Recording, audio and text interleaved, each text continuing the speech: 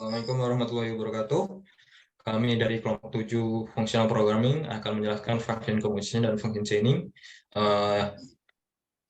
Nama saya Zulfikri Irsyad dengan NIM 194 10 30 50 dengan teman-teman saya itu Yuda Intishar Nanlohi dengan NIM 1704 10 309, Yudi Hamadi N dengan NIM 1704 10 30 12, Anggi Muhammad Syahril dengan NIM 1804 10 30 21, Hilmi Nur Fadila dengan NIM 1804 10 30 43, Muhammad Rafi Sutehi dengan NIM 1904 10 30 69, Salsabil Hafaz Mutakin dengan NIM 1904 10 30 79. Dan terakhir Anugrah Saikti dengan NIM 1904 10 30 83. Selanjutnya akan dibacakan nama saya. Oke, di sini ada masuk pada pertanyaan pertama ya. Yang pertama sebelum itu ada result sama dengan XXX data dan F1 dan F2 dan F3. Pertanyaan nomor 1, bagaimana menerapkan XXXX dan then di Python? Penerapan di Python mungkin harus menggunakan konsep pemrograman selain fungsional programming. Tapi sebisa mungkin terapkan prinsip-prinsip fungsional programming seperti tidak ada side effect, tidak ada flow control, dan lain sebagainya. Untuk soal nomor 2 dilanjutkan oleh teman saya. Dan di soal nomor 2, di sini pertanyaannya, bagaimana pendapat Anda mengenai function composition dan function chaining di Python? Dan selanjutnya yang nomor 3, kita akan mengimplementasikan dalam bahasa pemrograman Python. Selanjutnya akan dilanjutkan oleh teman saya. Baik, terima kasih. Ini untuk solusi dari soal nomor 1.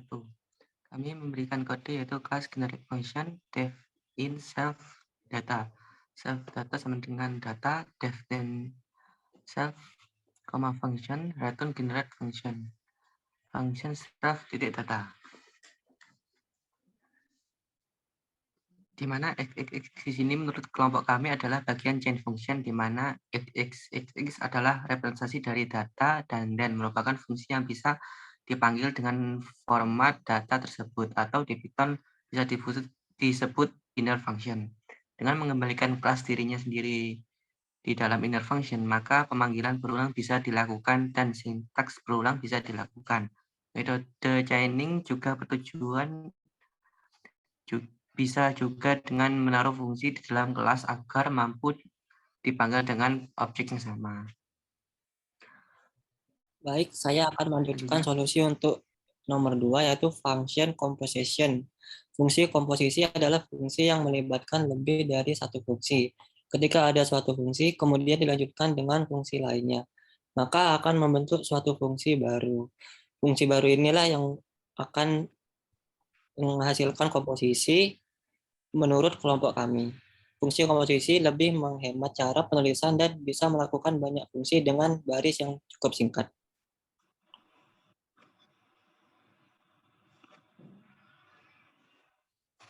Oke, yang kedua fungsi chaining ya.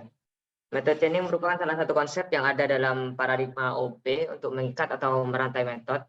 Di sini kita dapat memanggil lebih dari satu metode untuk satu kali operasi dengan mengolah objek yang sama. Setiap metode tersebut berperan mengubah nilai properti dalam objek tersebut dari satu bentuk ke bentuk yang lainnya. Oleh karena itu, metode tersebut sering disebut mutator. Konsep chaining ini sendiri sudah diimplementasikan dalam berbagai bahasa pemrograman yang mendukung OOP. Itu kita ambil dari sumbernya kode Politan. Terus penggunaan metode chaining lebih mudah dibaca dibandingkan function composition. Dari satu data digunakan banyak fungsi untuk menghasilkan hasil yang dituju. Kemudian solusi yang ketiga, ini codingan dari lanjutan dari solusi yang ke-1 tadi. Di sini ada contoh, ada sebuah data yang berisikan list. Data yang isinya itu 1.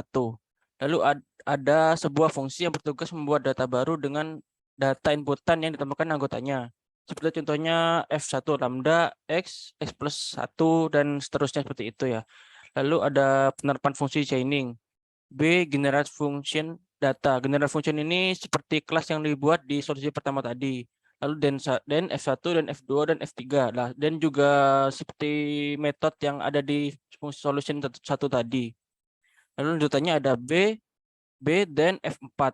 Hasilnya bisa dilihat B data isinya 11456, yaitu penjumlahan dari isi data F1, F2, F3, dan F4. Lalu selanjutnya untuk live codingnya bisa dijelaskan oleh rekan saya. Oke, kembali ke saya. Untuk live codingnya di sini sudah ada data yang tadi sudah dijelaskan, yaitu berisi data satu anggota, yaitu 1. Ya, dan di sini ada 4 fungsi yang F1 ini untuk menambah elemen data ini, menambah elemen 1, menambah elemen 2 yang berisi nilainya 4, menambah elemen yang berisi nilainya 5, menambah elemen yang berisi nilainya 4. Kemudian dengan membuat kelas ini, kemudian membuat sebuah kelas yang di-store ke dalam variabel yang bernama grant function data. Kemudian dengan menambahkan fungsi F1, maka data ini akan bertambah elemennya 1. Kemudian F2 menambah elemen 4. Kemudian F3 menambah elemen 5. Jika saya run ini, tanpa run ini, maka hasilnya 1, 1, 4, dan 5. Nah, kemudian jika saya menambahkan ini, maka hasilnya 1, 1, 4, 5, dan tentu saja 6 sesuai fungsi lambdanya. Ya, sumber-sumbernya mungkin sekian dari kelompok kami. Terima kasih. Assalamualaikum warahmatullahi wabarakatuh.